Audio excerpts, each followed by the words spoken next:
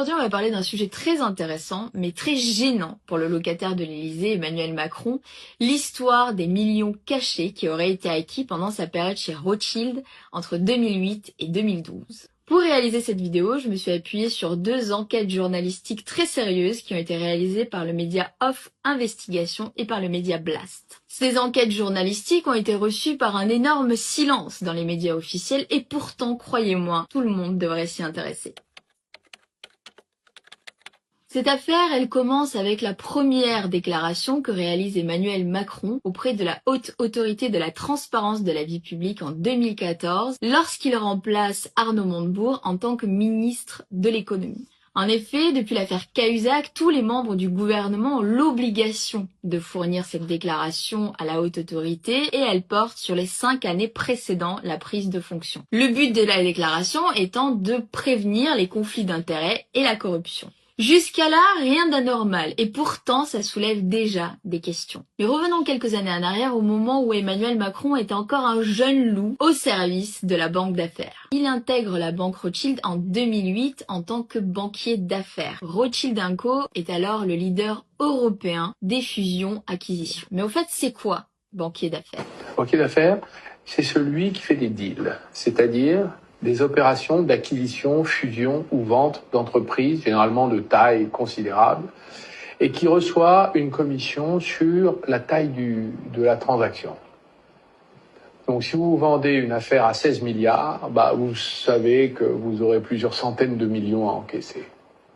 Donc c'est un enrichissement sans cause, et surtout qui est causé par une industrie de la transaction qui est autonomisée.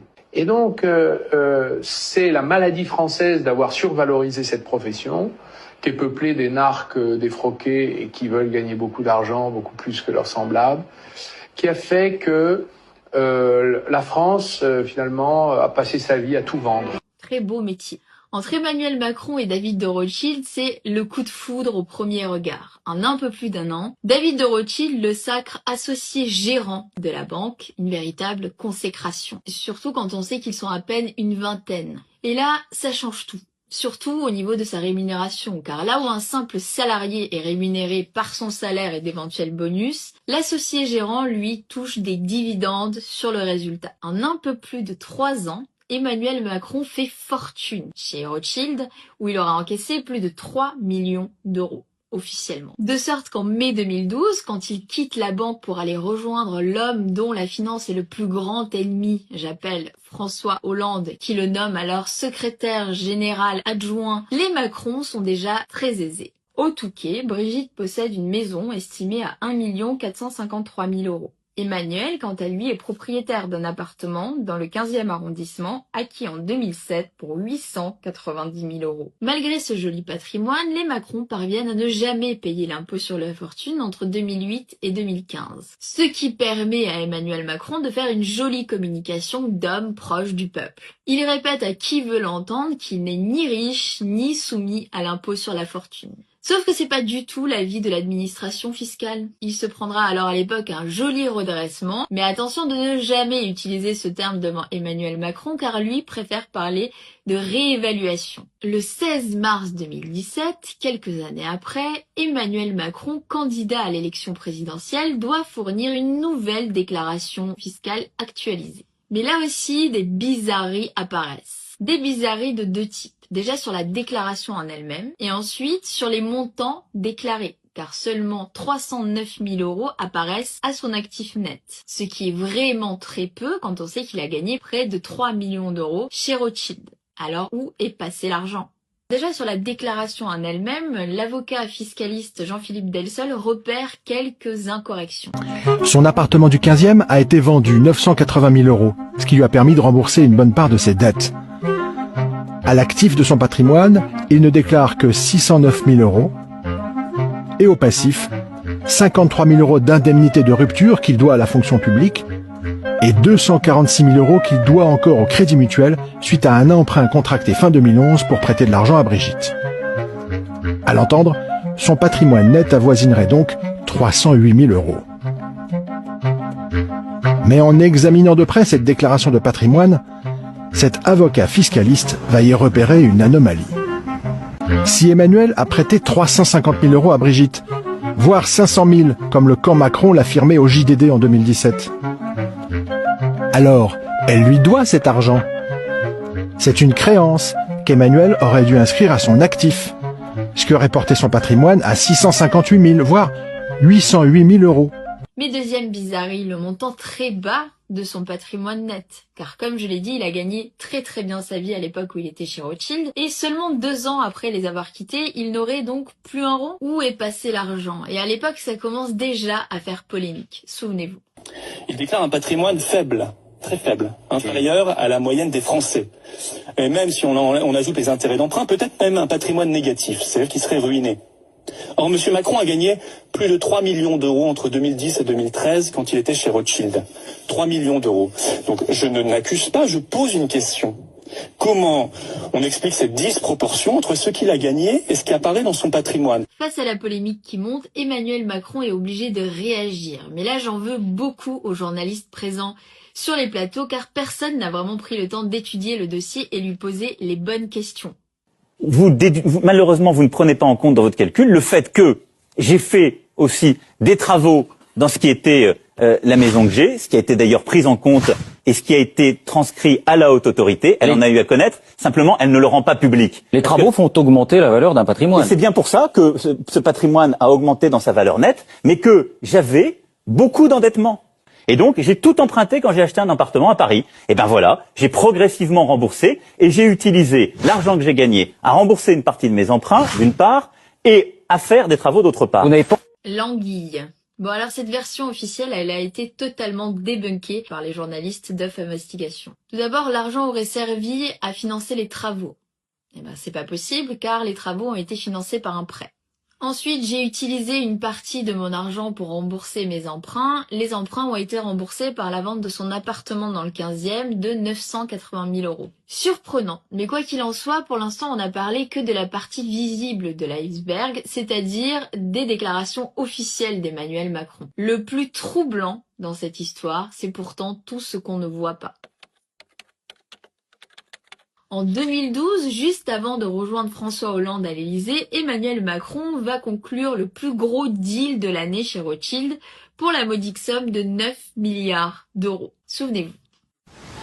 Le Suisse Nestlé a été le plus offrant dans l'enchère qui portait sur le rachat de la division lait infantile de l'américain Pfizer. Le Suisse a sorti son trésor de guerre pour faire échec au français Danone qui était également sur les rangs. Et effectivement, il va réussir à faire échec au français Danone puisque le deal a lieu. En gros, sa réussite, elle tient au fait qu'il connaissait très bien le patron de Nestlé, Peter Brabeck, et Jean-Michel Darrois, avocat d'affaires, qui lui a présenté le directeur juridique de Nestlé. Brabeck, Darrois, Macron, tout ce petit monde se connaissait de la commission Attali de 2007. Dans l'excitation de conclure le plus gros deal de sa carrière, Emmanuel Macron aurait déclaré à l'un de ses proches « J'ai le week-end pour convaincre Nestlé de remonter le prix. Si j'y arrive, je suis riche ». Le deal du siècle est bien conclu, sauf que pour cette opération, Macron n'aurait rien touché.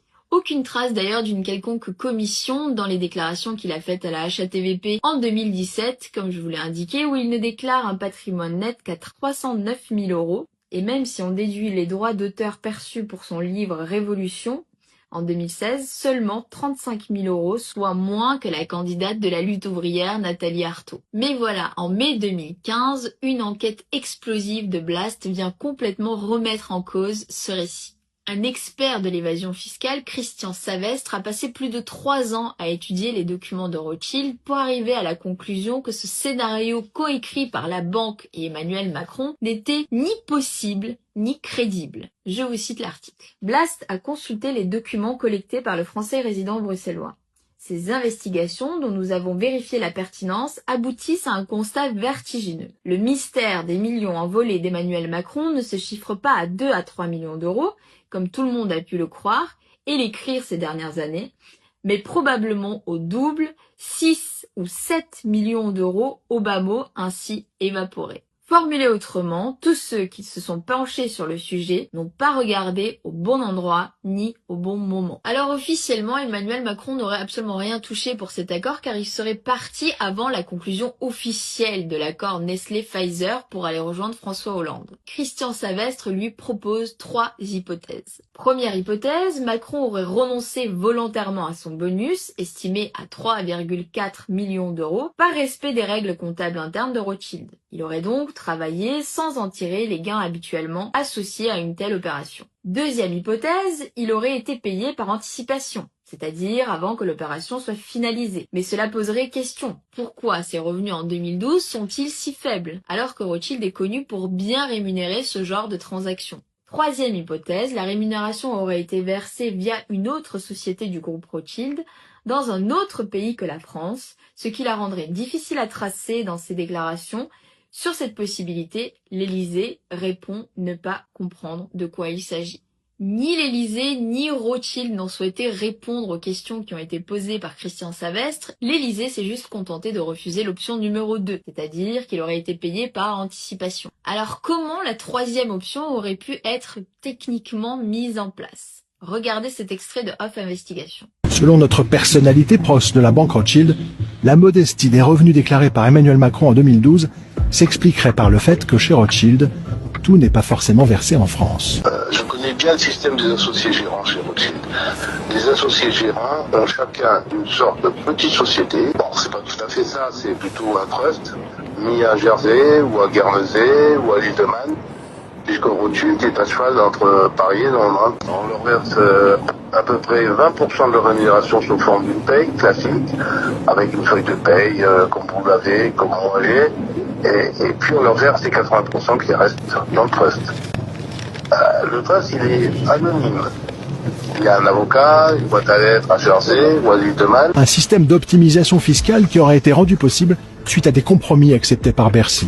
À un moment, à Bercy, il y avait tout un papier pour dire comment Lazare et Rothschild avaient été négociés un statut fiscal particulier. C'est Picasse qui s'en était chargé pour Lazare en tant qu'ex-membre du cabinet de Strauss-Kahn. Et il avait été négocié avec le service de la législation fiscale. Et Rothschild avait envoyé également, il avait obtenu ce système-là. C'est quelque chose qui serait légal en fait de verser 80% des fees à l'étranger? Eh oui, voilà. Arguant du fait que Rothschild a 2 sièges qui sont à Londres et Paris. Donc, en tout cas, ça a été approuvé à ce moment-là par le fisc français. Ce qui fait que quand il fait sa déclaration, il a pu dire qu'il avait peu d'argent, qu'il avait gagné 2 ou 3 millions chez Rothschild. Mais il ne fait apparaître que ce qu'il a reçu en France. Et il n'a pas fait apparaître qu'il avait reçu dans un trust. Dans l'enquête de Blast, ils disent qu'on peut spéculer sur les techniques dont aurait pu bénéficier Emmanuel Macron, si cette piste est évidemment la bonne. Rémunération par l'une des 244 entités juridiques contrôlées par le groupe Rothschild, par exemple dans des paradis fiscaux comme Jersey, l'île de Man, versement à une entité externe au groupe, mais contrôlée directement par l'associé gérant, versement à un trust, ce qu'on vient de voir. Mais tout ça, évidemment, c'est au conditionnel, et comme il le précise dans l'article, ils n'ont ni preuve ni indice. Mais quoi qu'il en soit, on peut quand même chiffrer le montant dont Emmanuel Macron se serait délibérément privé à l'époque. Je cite l'article. Ainsi, en menant avec brio le deal Nestlé-Pfizer, Emmanuel Macron a fait gagner entre 68 et 85 millions d'euros à la banque Rothschild. Sur ce montant faramineux, à quoi pouvait-il prétendre? Le montant des success fees ou bonus pour opération réussie est un secret jalousement gardé, y compris entre les associés de la banque d'affaires. On en connaît néanmoins la fourchette. Elle oscille entre 5% des honoraires de la banque pour les très gros deals, 30% pour les plus petits, le temps de travail n'étant pas proportionnel à la taille du contrat. Conclusion, l'actuel chef d'État a gagné ou a laissé filer au minimum entre 3,4 et 4,25 millions d'euros, selon que Rothschild a facturé ses services entre 68 ou 80 millions d'euros. Laisser filer. Mais ça, ce serait particulièrement étonnant car Emmanuel Macron a lui-même avoué aux journalistes de Libération qu'il s'était mis au service de Rothschild pour, je cite, mettre de l'argent de côté. Très intriguant tout ça. Mais vous allez voir que ce n'est pas tout. Car Blast a sorti un deuxième volet à son enquête et elle revient notamment sur l'affaire du portefeuille d'actions d'Emmanuel Macron disparu. Donc là, je vous cite le deuxième volet de l'enquête réalisée par Blast. Après le récit du rachat par le Suisse Nestlé à l'américain Pfizer de sa branche nutrition infantile, retour donc aux années Rothschild d'Emmanuel Macron pour une saison 2. En effet, les 4 années pendant lesquelles, de septembre 2008 à mai 2012, l'actuel locataire de l'Élysée a exercé le métier de banquier d'affaires avenue de Messine, siège de la banque d'affaires à Paris, n'ont pas livré tous leurs secrets. Cette fois, à la suite de l'expert de l'évasion fiscale Christian Savestre, Blast s'est intéressé à son ancien portefeuille d'actions qui lui aussi a disparu. Des millions d'euros encore dont on ne trouve plus trace. Pour renseigner sa déclaration, l'inspecteur des finances Macron doit préciser ses revenus des 5 années précédentes sur une période qui couvre ainsi son activité chez Rothschild. Dans celle adressée le 24 octobre 2014 à la HATVP, 2 lignes qui concernent ses sources de rémunération méritent qu'on s'y intéresse tout particulièrement. Emmanuel Macron précise avoir reçu en 2011 291 286 € de dividendes, puis encore 270 296 en 2012. Pour atteindre de telles sommes en retour, il faut posséder un beau stock d'actions. Pourtant, surprise, ce portefeuille de titres qui a produit jusqu'en 2012 de confortables revenus a totalement disparu en 2013. Il s'est volatilisé. Donc vous avez bien compris, chaque année Emmanuel Macron recevait le fruit d'un portefeuille d'actions dont on n'a pas la trace, et d'un coup, ses versements se sont arrêtés. Il a peut-être cédé ses parts et vendu son portefeuille, mais alors pourquoi est-ce qu'on ne voit aussi aucune trace d'une rentrée d'argent? L'enquête réalisée par Blast estime que cette vente n'apparaît nulle part. Et la haute autorité de transparence de la vie publique n'aurait même pas interrogé Macron à ce sujet. Et encore une fois, les montants dont on parle peuvent être extrêmement conséquents. Écoutez Christian Savestre. Sur 2011 plus 2012, il déclare plus d'1,5 million d'euros de dividendes. Ça veut dire que le portefeuille qui génère ces dividendes, c'est selon les hypothèses qu'on fait en termes de taux de rendement, ça peut aller jusqu'à entre 4 et la fourchette est large, mais entre 4 et 9 millions. Donc c'est quelque chose d'énorme. Mais il ne donne pas la valeur du portefeuille d'actions correspondant, et 2, il ne divulgue pas les noms des sociétés. Il dit c'est des dividendes qui proviennent de sociétés du groupe Rothschild. Mais d'abord, on n'est pas forcé de le croire. Alors voilà, des millions gagnés, mais disparus, des incohérences flagrantes, mais jamais creusées, et surtout aucune enquête judiciaire, malgré des alertes de fiscalistes, journalistes et associations anticorruption. Où sont vraiment passés les millions d'Emmanuel Macron? Ce n'est pas une théorie, mais une véritable question qui mérite des réponses. Si vous avez apprécié cette vidéo, n'hésitez pas à la liker et à partager. D'autres vidéos arrivent très bientôt.